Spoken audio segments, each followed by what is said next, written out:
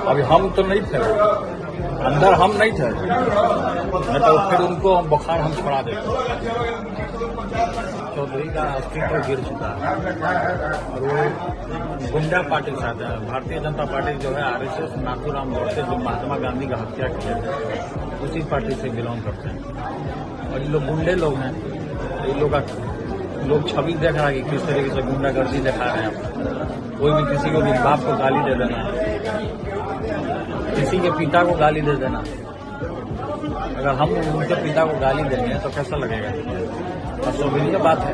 तो इस तरीके का माहौल क्रिएट नहीं करना चाहिए। जनता का मुद्दा है, उसको लेकर संगठन के लोगों ने उठाने का काम किया है, तो जनहित का मुद्दा है, तो उस पर ये लोग गाली गलौज कर रहे हैं। तो क्या करेगा? बेकाबू ना होगा। अब घर परिवार में घुसेगा तो क्या करेगा? मारवे करेगा। हंगामे पर उतर आए सत्ता पक्ष के तमाम विधायक जो है वो हंगामा करने लगे वेल में आकर। हंगामा किस लिए हो रहा है?